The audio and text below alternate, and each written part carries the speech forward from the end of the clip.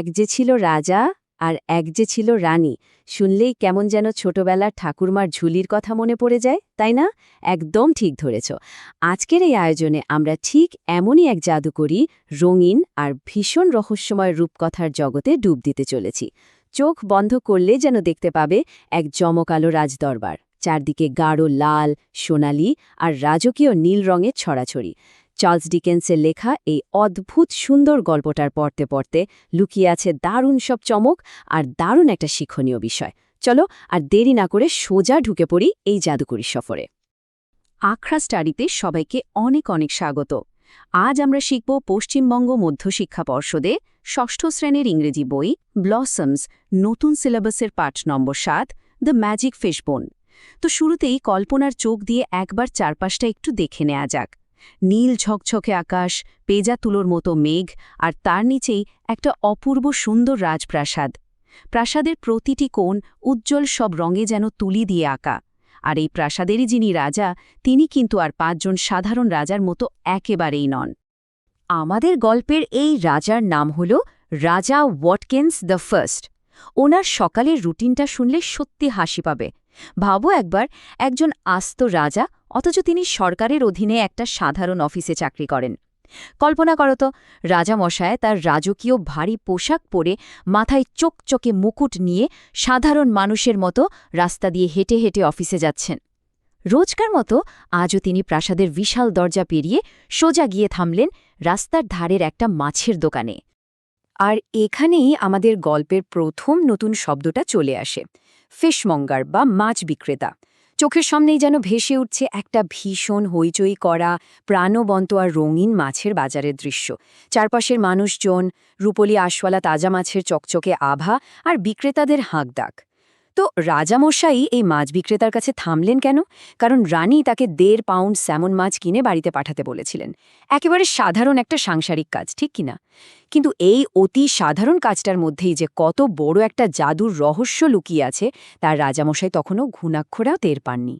রাজা যখন মাছ কিনে সবে একটুখানি এগিয়েছেন, ঠিক তখনই ঘটল একটা অদ্ভুত ঘটনা। মাছ বিক্রেতার দোকানের এক ছোকরা কর্মী, বা যাকে আমরা এরান্ড বয় বলি, সে হাঁপাতে হাঁপাতে রাজার পেছন পেছন ছুটে এলো। তার চোখে মুখে তখন চরম বিস্ময়। সে রাজাকে জিজ্ঞেস করল, মশাই, আপনি কি আমাদের দোকানে সেই বৃদ্ধা মহিলাকে লক্ষ্য করেননি? রাজা তো পুরো অবাক। কোন বৃদ্ধা মহিলা? রাজামশাই বেশ জোর দিয়ে বললেন যে তিনি তো কাউকেই দেখেননি। কারণ কি অদ্ভুত ব্যাপার জানো, সেই বৃদ্ধা মহিলার রাজার কাছে ছিলেন সম্পূর্ণ অদৃশ্য, অথচ দোকানের ওই ছেলেটি তাকে দিব্যি দেখতে পাচ্ছিল। ছেলেটির সেই অবাক দৃষ্টি আর রাজার ওই বিভ্রান্ত মুখ পুরো রহস্যটাকে যেন আরও জমিয়ে তুলল। আর ঠিক সেই মুহূর্তে আমাদের পরবর্তী শব্দটা একদম জীবন্ত হয়ে ওঠে, ট্রটিং, যার মানে হল দ্রুত পায়ে ছোট ছোট পদক্ষেপে হাঁটা। বাজারের ওই উজ্জ্বল পরিবেশের মাঝেই সেই বৃদ্ধা মহিলা ঠিক তখনই ট্রটিং করে রাজার সামনে এসে হাজির হলেন। আর তার পোশাকটি কিন্তু দেখার মতো, অতি উন্নত মানের শর্ট সিল্কের তৈরি এক ঝলমলে পোশাক। এই শর্ট সিল্ক জিনিসটা কি জানো? এটা হলো এমন এক ধরনের রেশমি কাপড় যার ওপর আলোর ছটা পড়লে মনে হয় যেন ক্ষণে ক্ষণে এর রং বদলে যাচ্ছে। এই গোলাপি তো পরক্ষণই সোনালি। চারপাশের রঙিন পরিবেশ যেন সেই বৃদ্ধার জাদুকরী উপস্থিতিকে আরও বেশি রহস্যময় করে তুলল। বৃদ্ধা যেন এক নিমিষেই রাজার মনের সব কথা পড়তে পারলেন। তার গলায় তখন শোনা গেল এক অদ্ভুত, ঐশ্বরিক, অথচ ভীষণ দৃঢ় আর আদেশপূর্ণ সুর। তিনি বললেন, তুমি ঠিকই ভেবেছ, আমি হলাম ভালো পরি গ্র্যান্ডমারিনা। পরি গ্র্যান্ডমারিনার এই রাজকীয় অথচ স্নিগ্ধ রূপটি এখানে কিন্তু ভীষণ স্পষ্ট। তার কথা বলার ধরনটা রাজার সেই একটু বোকা বোকা স্বভাবের চেয়ে একদম আলাদা। তিনি রাজাকে নির্দেশ দিলেন, রানী যে স্যামন মাছটি রান্না করবেন তা যেন রাজকুমারী অ্যালিসিয়াকে খাওয়ানো হয়। আর আসল ম্যাজিকটা কোথায় জানো? খাওয়ার পর অ্যালিসিয়ার প্লেটে যে মাছের কাঁটাটি পড়ে থাকবে, ঠিক সেটা নিয়েই শুরু হবে আসল জাদু। তবে পরি গ্র্যান্ডমারিনা কিন্তু কাঁটাটি এমনি এমনি রেখে দিতে বলেননি। তিনি খুব নির্দিষ্টভাবে পরপর ৩টে কাজের কথা বলে দিয়েছিলেন। জাদুরের নিয়মগুলো কিন্তু খুব কড়া। রাজকুমারী অ্যালিসিয়াকে অত্যন্ত যত্ন সহকারে প্রথমে সেই মাছের কাঁটাটিকে শুকোতে হবে, তারপর সেটিকে ঘষতে হবে এবং সবশেষে সেটিকে খুব ভালোভাবে পালিশ করতে হবে। এই জাদুর চাবিকাঠি কিন্তু লুকিয়ে আছে এই নির্দিষ্ট কাজগুলোর মধ্যেই। এর একটা ধাপও বাদ দিলে জাদু কিন্তু একেবারেই কাজ করবে না। পালিশ করার পর কাঁটাটির রূপ কেমন হবে জানো? এটার জন্য যে শব্দটা ব্যবহার করা হয়েছে তা হল মাদার অফ পার্ল, মানে ঝিনুকের ভেতরের সেই চকচকে মসৃণ আর রামধনু রঙের স্তর। একবার চোখ বন্ধ করে ভাবতো, একটা অন্ধকার ঘরে রাজকুমারী অ্যালিসিয়ার হাতের তালুতে রাখা সেই মাছের কাঁটাটি মাদার অফ পার্লের মতো উজ্জ্বল আলো ছড়াচ্ছে, আর সেই জাদুকরী আলোয় পুরো ঘরটা এক স্নিগ্ধ আভায় ভরে উঠেছে। ওটা তখন আর 10টা সাধারণ মাছের কাঁটা নেই, ওটা হয়ে উঠেছে এক অতি প্রাকৃত জাদুর বস্তু। জাদুটি কাজ করার জন্য পরী গ্র্যান্ডমারিনা সবচেয়ে গুরুত্বপূর্ণ যে শর্তটি দিয়েছিলেন সেটা কিন্তু খুব মন দিয়ে শোনার মতো। পরী বলেছিলেন এই জাদুর কাঁটা রাজকুমারীকে তার কাঙ্ক্ষিত জিনিস এনে দেবে ঠিকই, তবে জীবনে শুধুমাত্র একবার। আর সেই শর্তটা হল তাকে সঠিক সময়ে এটি চাইতে হবে। এটাই হলো বার্তা। এই সঠিক সময়, এই দুটি শব্দের মধ্যে যেন পৃথিবীর সমস্ত রহস্য লুকিয়ে আছে। আর এই কথা বলে পরী অদৃশ্য হয়ে গেলেন। এদিকে আমাদের রাজামশাই, তিনি তো এর মাথামুন্ডু কিছুই বুঝতে না পেরে সোজা অফিসে গিয়ে শুধু লিখতেই লাগলেন। এরপর দেখতে দেখতে দিনের পর দিন কেটে গেল। গল্পের আবহাওয়া এবার একটু বদলে গেল। ফুটে উঠল একটা অত্যন্ত বিষণ্ণ দৃশ্য। রাজামশাইয়ের পরনে মলিন পোশাক, তিনি তার হাত দিয়ে মাথা চেপে ধরে অত্যন্ত হতাশভাবে বসে আছেন।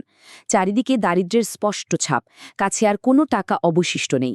তিনি অত্যন্ত ভারী কণ্ঠে একটা বড়সড় দীর্ঘশ্বাস ফেলে রাজকুমারী অ্যালিসিয়াকে জানালেন যে তিনি এখন চরম দরিদ্র। উপার্জনের সব রকম চেষ্টাই তিনি করেছেন, কিন্তু কোনো লাভ হয়নি। পুরো গল্পের পরিবেশটা যেন হঠাৎ করে একটা গাঢ় অন্ধকার রূপ নিল। এবার তোমাদের মনে নিশ্চয়ই একটা প্রশ্ন খুব ঘুরপাক খাচ্ছে।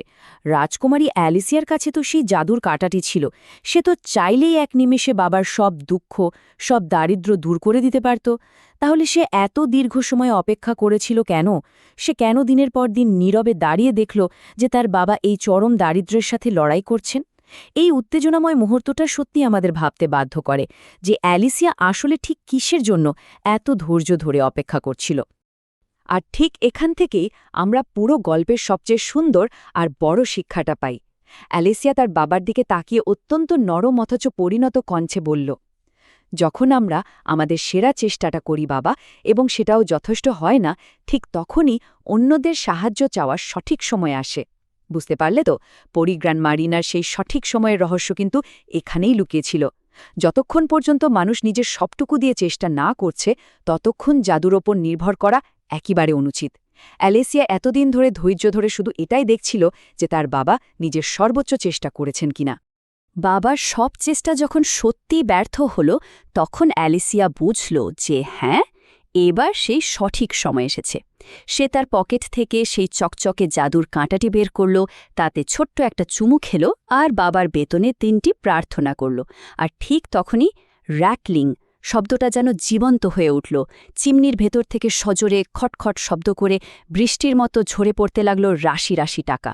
ভাবা যায়, মেঝের মাঝখানে টাকার পাহাড় জমে যাচ্ছে, আর সেই শক্ত কয়েনগুলোর ধাক্কা লাগার র্যাটলিং শব্দে পুরো ঘর গমগম করছে। এক অভূতপূর্ব রোমাঞ্চকর দৃশ্য।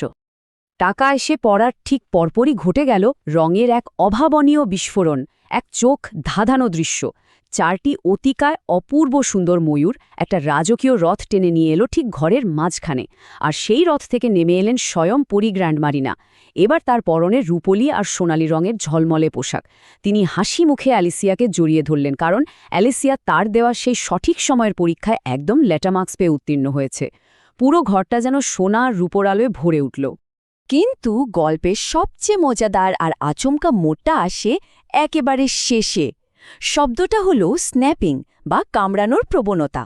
পরী গ্র্যান্ডমারিনা বললেন এই জাদুর কাটার কাজ শেষ, এটা আর দরকার নেই। তিনি সেটা অ্যালিসিয়ার হাত থেকে নিজের হাতে নিতেই কোত্থেকে প্রতিবেশীদের একটা ছোট্ট চঞ্চল পাক কুকুর ছুটে এলো, আর তার ওই স্ন্যাপিং বা কামড়ানোর স্বভাববশত এক লাফে পরী গ্র্যান্ডমারিনার হাত থেকে সেই জাদুকরি মাছের কাঁটাটি খপ করে কামড়ে ধরে নিয়ে পালিয়ে গেল।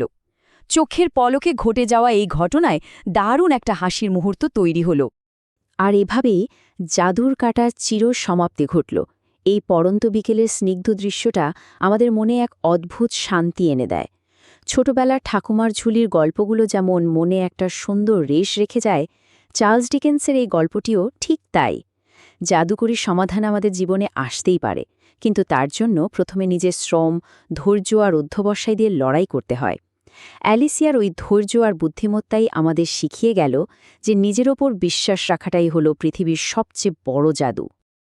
আশা করছি রূপকথার এই রঙিন এবং শিক্ষণীয় পাঠ্য বিশ্লেষণটি সবার অত্যন্ত ভালো লেগেছে। এরকমই আরও অসংখ্য মজাদার, প্রাণবন্ত এবং শিক্ষামূলক গল্পের বিশ্লেষণ পেতে অবশ্যই আখড়া স্টাডি ইউটিউব চ্যানেলটিকে লাইক, শেয়ার এবং সাবস্ক্রাইব করতে ভুলবে না। বেল আইকনটি প্রেস করে রাখলে নতুন কোনো পাঠ্য বিশ্লেষণ এলেই সাথে সাথে তোমরা তা জানতে পেরে যাবে। তবে আজ বিদায় নেওয়ার আগে একটা প্রশ্ন ভাবার মতো রেখে যাই।